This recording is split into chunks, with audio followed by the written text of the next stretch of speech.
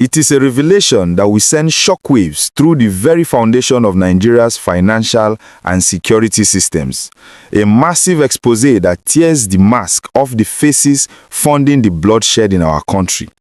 If you thought terrorism was just about men in the bush with guns, you are about to see the men in the cities with bank accounts.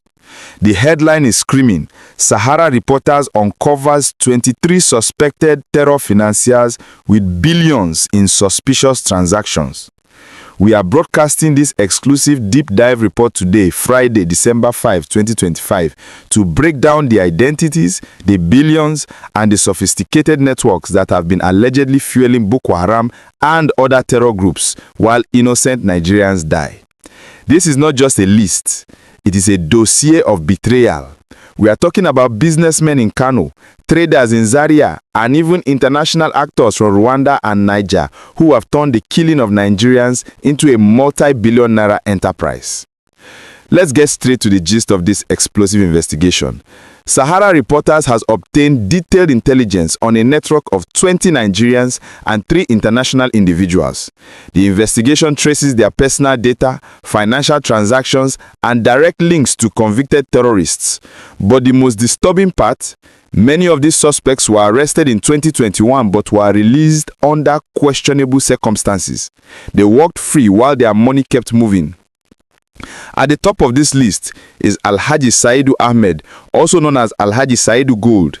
Based in Zaria, this businessman is identified as a key financier of Boko Haram. His accounts have recorded inflows totaling 4.8 billion naira. He is directly linked to convicts Surajo Abubakar Mohammed and Ibrahim Ali Al-Hassan, individuals already noted in UAE court proceedings for terrorism financing. This man is allegedly the bank for the boys in the bush. Then there is Hussaini Adamu, a Kano-based businessman operating 111 accounts across 9 banks. Yes, 111 accounts. His transactions reflect inflows exceeding 43 billion naira. He is implicated in facilitating the procurement of weapons. Imagine the volume of arms 43 billion naira can buy. This is not petty cash. This is war funding. We also have Mohammed Sani Adam, a trader in forex and precious stones. His 41 accounts show inflows of 54.1 billion naira. He is recognized as the right-hand man of Alhaji Saidu. The sheer scale of these transactions suggests a highly organized criminal enterprise operating under the guise of legitimate business. The investigation also uncovers the role of Murtala Abdallah Jega, a bureau de change operator. He received 60 million naira from convict Bashir Ali Yusuf and transferred funds to entities like Leaf Tobacco and Commodities, which were reportedly used to procure weapons.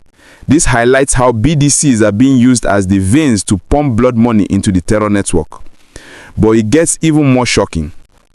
When we look at the international connections, the report lists Tribat Rujugiro Ayabatwa, a Rwandan businessman who died in April 2024. Before his death, his accounts showed inflows of 67 billion naira. He and his son, Paul Ninkwaya, co-owned Leaf Tobacco and Commodities, facilitating offshore transfers linked to the convicts. This proves that the terror financing network is not just local, it is transnational, involving tobacco companies and foreign businessmen. And then there is Abubakar Hima, known as Petit, an arms dealer from Niger operating in Abuja. His accounts facilitated transfers exceeding $1.19 million from the UAE to convicts associates. He is under investigation for fraud involving hundreds of millions of naira. This man was operating right under the nose of the government in the capital city.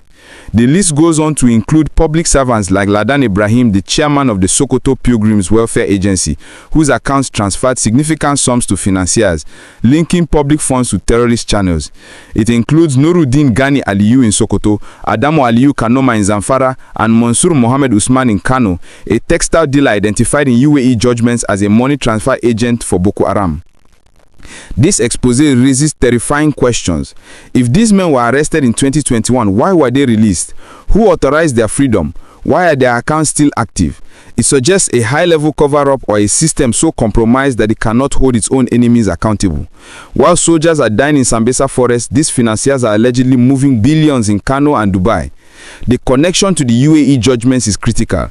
The United Arab Emirates convicted and jailed Nigerians for funding Boko Haram years ago. They provided the names, they provided the evidence. Yet back home in Nigeria, the government has dragged its feet, and now we hear that suspects were released. This lack of political will to crush the financial backbone of terrorism is why the war has dragged on for over a decade. We are looking at a shadow economy of terror. Forex traders, gold dealers, textile merchants, all seemingly legitimate professions being used as fronts for the most heinous crimes. The volume of money, billions of naira, shows that terrorism is not just an ideology, it is a business. If you are as outraged as I am by this revelation and you want to see these financiers brought to justice, please take a second right now to smash that like button and subscribe to the channel.